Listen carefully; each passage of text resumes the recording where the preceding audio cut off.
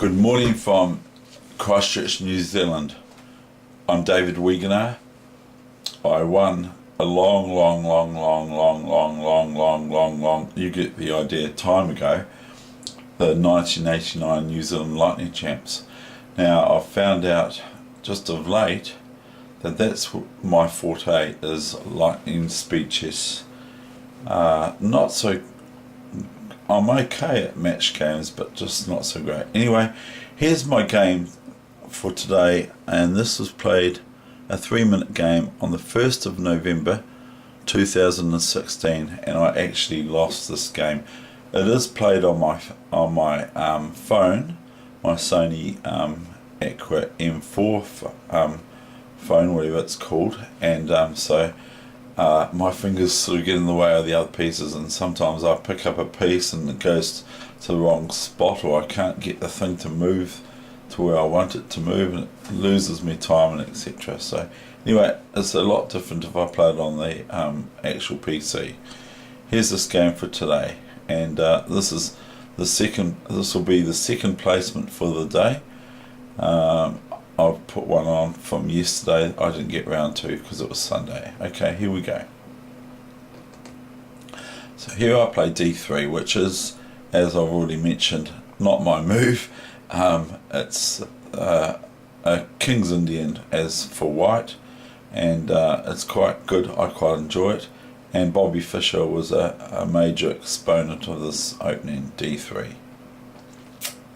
C5. Now, the thing about D3 is you can play it just about against anything, and it doesn't matter what black throws at you, you can just keep playing it.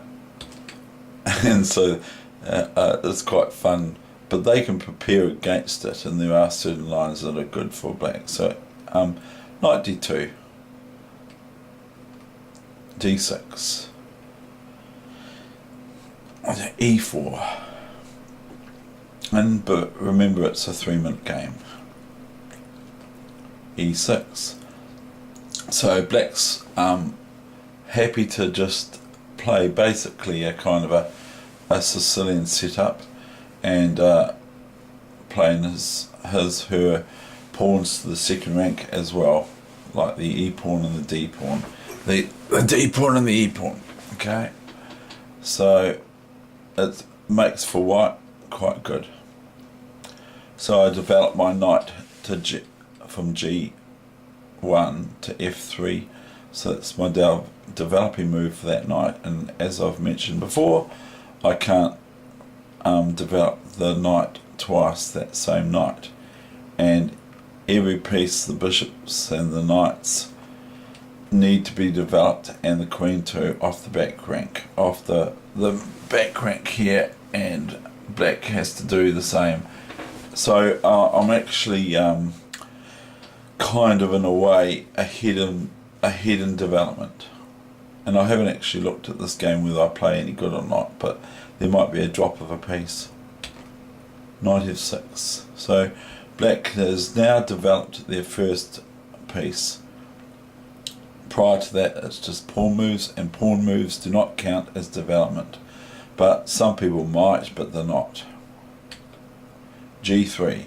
Now this is where, in this opening setup, you place your bishop, which is on the G2 file, the G2 diagonal, from H1 to A8, and so it has a little bit of fun there at times. Bishop E7. So this is the second piece that black has developed, and it's an inaugural move for each piece, not a second move. Bishop G2.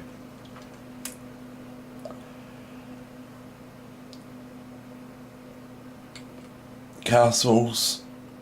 Black's first to castle, and I castle too. Now, it's quite important, I find, to castle. Quite often I sort of just go on my merry way and forget about castling, or not think it's the right time, or it just doesn't enter into my mind, and then all of a sudden I find I get beaten in the centre with my king there. So I have to always remember to castle, but it's not a rule to castle. So, and you can castle long or short, or you can leave your king in the middle of the board. But if you leave your king in the middle of the board, you have to be prepared. You have to be prepared to be defending in the middle of the board with your king there. And some players play some really lovely games by just leaving their king there and moving their king up one or something like that sort of thing. But we can't be puppets. You can't be a puppet in chess. You can't just play moves because you're told to play them. I still say all the time, play your own game, play your own move. Don't play generally what the first move that comes into your head is. So black now sort of identifies with white by playing their knight from b8 to d7. And this is a developing move, but black will have to do something as well as white with their bishops on the c1, c8 square. So it's going to take 2 moves to develop that bishop, and this is a thing I've found with this opening setup, is that this bishop quite often doesn't get developed at an early stage. It seems to lag behind. So I'll play rook e1, a6. So black's wanting to maybe start planting pawns coming down here, this sort of thing, on the queen side, you see. The queen side, which is here, and this is the king side. Not just because the kings are there, but because this is called the king side, and this is called the queen side. And quite often, people can be, one player might be attacking in the centre, and or else on the king side as well, or king side only. And one player might be attacking on the queen side, because that's where their minority or majority are, and that's where their forces seem to point. Now, if you look at a chessboard, when you start moving pieces out, you can see that this bishop's angling down here, and okay, that bishop is 2, but that black's also sort of looking around about this part of the board, whereas white's pieces tend to be sort of like kind of over here sort of thing, which is in the centre and the king side. So that's where white, and this isn't the best opening to demonstrate what I'm saying is, but in the French defence, white primarily, even though I break this rule with my f5 French, even though I break this rule, primarily and instinctively the position is for black to play on the queen side and against the white centre, and for white it's to play in the centre and on the king side, and that's primarily, whereas f5 as black gives black the opportunity to sort of play a kind of a Dutch opening setup as well, and to generate an attack or aggression in the centre and on the king side with maybe a later f4 and that sort of thing, and crunching the pawns down the king side for black. That's in the French though. Anyway, back to the game. So I play a4. Now a4 is preventing black from playing b5, because if black plays b5, I merely take the pawn, and then black suddenly realizes I can't take back because a rook takes rook, and I get the rook for free.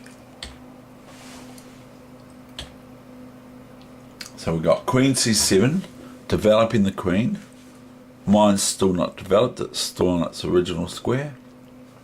And I've now played my knight to f1 to maybe not sure what I'm doing, rook b8. Now black can play this move, rook b5.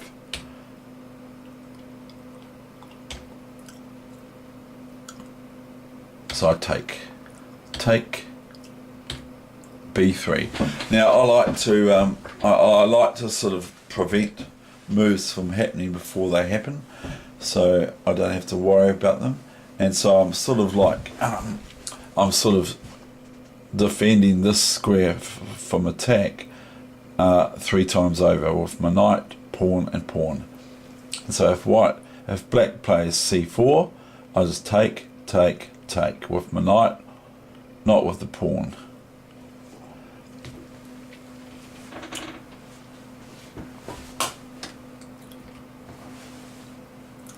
When I see a knight e5 move like that, it's probably quite good for black to do that, because they get sort of like a very strong square here, and they get a bit of tie on the black squares, because with this pawn here soon, white gets to have to watch all these black square problems and issues and that sort of thing.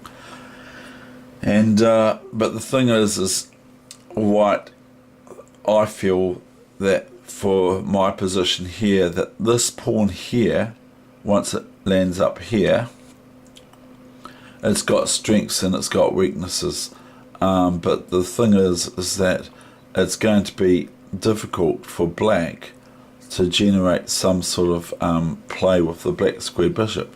Not the white squared bishop so much for black, but the black squared bishops a bit hampered by the pawns, and it can't, by its own pawns, and it can't readily sort of break out of them in a hurry. But these are actually quite strong, because obviously I can't go pawn up here, because if pawn takes pawn or pawn takes pawn, or cd4 or ed4, so I can't do breakouts like that. And it gives a black a wee bit of, even though these pawns are doubled, they're in the centre, and they're sort of quite, they're almost just about strong. So I all that talk aside, I now just busted open that sort of formation, because I like to have pawns abreast, which they are, and it might even be a mistake.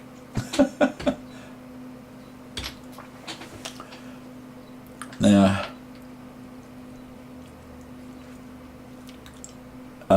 if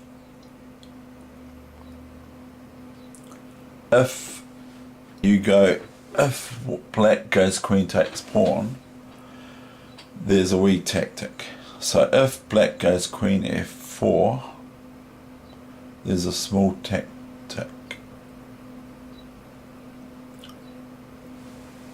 As knight to d5. That there attacks the queen twice with the bishop, discovery on the queen with the bishop, with knight d5, and it attacks the queen with the knight as well. And so black could take this knight or something, and then just go bishop takes queen, knight takes queen, but that would mean that white was material up. He'd be he, which in this case it is a he, it's me, would be having a queen, which is 9 points for 2 plus 2 pieces of 3 each value roughly, and this pawn. So black would have 7 points, I would have 9. So the next thing I want to say is that if queen takes pawn, knight here to d5. Now black's only move is to defend the bishop, which I'm attacking with, threatening knight takes bishop check. The only move for black in that case would be to queen here. Can't go to queen here because my knight's on there, you see, and also I've got other moves as well, but it can't go to here because the knight is on this, is stationed here. And so then I've got and it can't go here either because the rook's here. So it can't go to queen e5 to attack this rook on a1, because the rook, once this knight moves here, hold on, I'm incorrect there. Ah, dear. Yeah, well, it can't go queen e5 because of knight takes bishop check, and that's and then the rook can move here or somewhere else, can just move here or whatever. So it can't go e5 because the knight takes bishop. So it goes queen to d6, and then my tactic is e5, and this pawn is the pawn is supported by the rook here. The queen can't take the knight because of bishop takes queen, and so on. So same sort of scenario, white gets a queen for two pieces, two bishop and a knight, or a bishop and a knight for a queen. So black ignores that threat and goes queen b6, trying to do something else. I don't know what. I go c4, maybe a mistake.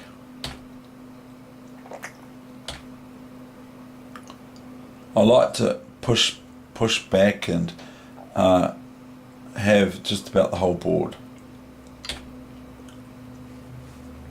So black's only got 98 here, can't go anywhere else as it will be taken. So it can't go to here, it can't go here because the queen takes knight, can't go here because the queen takes, or knight takes knight, can't go here because the pawn takes knight, and so on. Okay, so it goes to, and it can't go here of course because bishop wallops it, or the pawn wallops it, whatever, it doesn't matter. Bishop d2. Finally, I've completed that part of my development, but I still haven't moved my queen off the back rank, so officially I'm not developed yet. But as I said earlier in the opening, at the start of the game, I said that this bishop loves being here in the King's Indian because it's just got this long diagonal, and I think from memory black contests it by this, but I'm not sure without looking. So this bishop has an enjoyable place. This is a move that they're suggesting for black, is bishop h4, the computer is suggesting. But if you have a look at this file here, this A file, the rook is quite nicely placed because it's also preventing a rook to move to here, even if the knight comes here.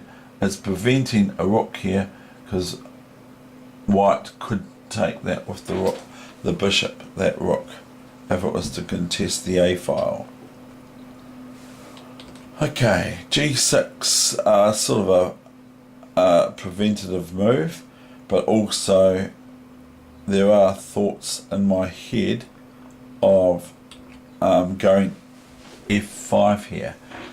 Now, if it was my move and I went f5, okay, and that's the thing, then black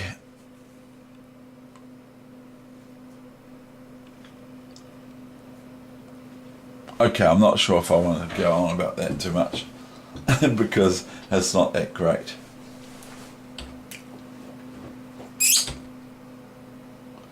In fact, a book I used to read as a young chap was about winning chess combinations, and I didn't read it throughout the whole book, but I did read some chapters and sort of understood it a wee bit when I was about 14, 15 years old, that if I make this break to f5, it gives me squares, like it opens up my bishop here, not that it does immediately, it opens up my bishop here instead of having a pawn in the way, because I can't move there. If this knight's out of the way, I can't move my bishop here to here because the pawn's in the way. So it says about once you move this pawn out of the way, you get a place to maybe stick your piece there, a knight or bishop or rook or something like that, and they can transfer from here. A rook can go here, here, here, and attack the king, that sort of thing. So called an envelope attack. So that, and if white was to play f5 here, which isn't, yeah, it's f5 is white's move, black would be best to take it like this, but that would corrupt and cause disruption in black's formation of his or her pawns, because then they'd have a pawn here and here and here and here, and so it starts to look a bit uglier than if they're all in a row, nice and neat and tidy. If they double up and everything like that, they bring about weaknesses and points of place where you can stick a knight or anything on that square for even a day, and black can contest it, of course, but white can very easily support kind of a blockade on that square, f4. So, and if it would take with this pawn, then that would be keeping the pawns all together instead of separating this one from these three, if f5 was coming about. But then white would have this lovely spot for their knight on d5, whether or not that comes to anything at all or not is now I want to analyze. Yeah, so the analysis I did before was I was going to go f5 before for you instead of g6. I was saying if it's white's move f5, but I saw knight here, if pawn takes f5, knight to d5, and then I saw queen here, and then I saw bishop here, and that would be winning black's queen or something like that, because you've got a knight here, white's got a knight here and a bishop here and a queen here defending this bishop on e7. Now where's the queen going to move? It can put the rook here, and this bishop takes rook or bishop b6, and then it can put the knight here and it's bishop takes knight, and it just loses too much material. But if it would move here straight away, when I go bishop up, it goes knight, pawn takes back here, it goes pawn up, pawn takes, knight here, queen here, bishop here, and if queen here, knight takes bishop, check, and knight takes queen, which has landed there, and so that's a piece and a queen for a piece for the knight. But what I failed to see, just in my fun analysis before, is that the black queen can go to e6 and thereby defend this bishop without having to go here instead, which is too much for black to handle. So anyway, I play bishop a5. Now the bishops are sort of like kind of cool here, really. See, now that we got the tactic, I hope you all can see it, is bishop there, and this attacks the queen and the bishop at the same time, and black cannot defend this bishop by this because the pawn takes queen. And also the computer showing rook takes queen is threatened, and that's what black's move was queen a1. I don't know if it was queen a1, bishop d8. So now black has a rook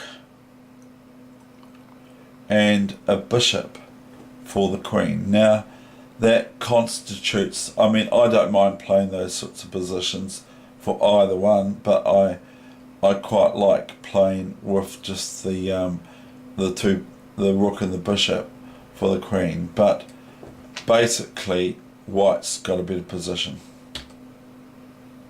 because they're material up. Now here I go hampering, and there's a forced move here of bishop c7, and the bishop's defended by the knight. The bishop on c7 is defended by the knight, but anything else would have lost material for black. So bishop c7.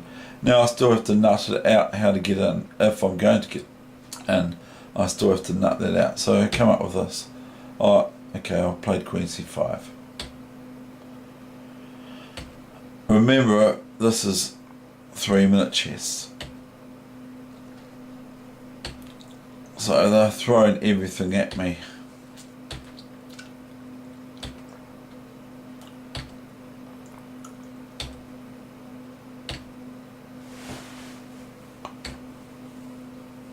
Oops, I have to start defending, or I don't have to, but I'm doing it at the moment. White is just getting sort of, there are problems for white.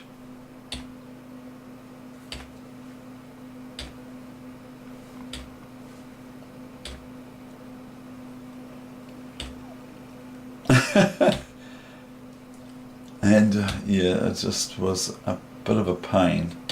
And this is all on the phone, on my phone, and so black's starting to wriggle my king and threaten the obvious for me, but maybe not for everyone. But for other players it's just like basics, duh, why do you even have to say? But black's threatening knight f2 check. Okay, so black's threatening this, and that's check. And it's also attacking the queen at the same time. So a little bit embarrassing the way I played this. Now I was threatening king takes knight, which I would have done. So black goes knight there, which is, the pieces are quite well coordinated for black. I went queen here. The computer suggested queen c4, but I went queen c2, and that's a blunder because rook d2 check. Oops, maybe I made that mistake accidentally, but I don't know. I'm not going to go there. And so I'm basically I'm in a losing position now. I played it on though.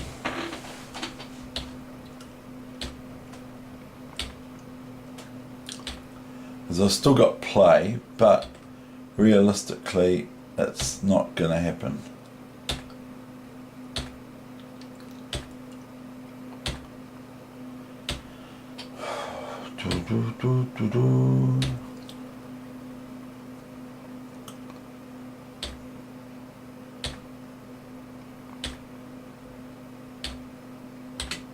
And here black has bishop back c7, and that picks up that pawn, but black didn't play it.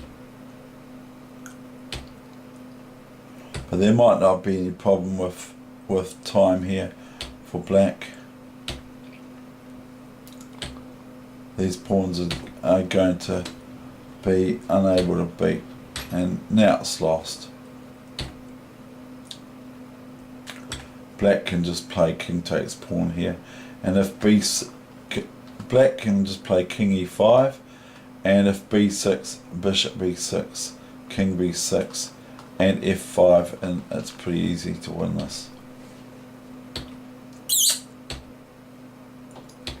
Which is basically what happened. And that was it. I think I would have lost on time. And that's the end of this lesson. Thank you very much for watching. I really love doing this.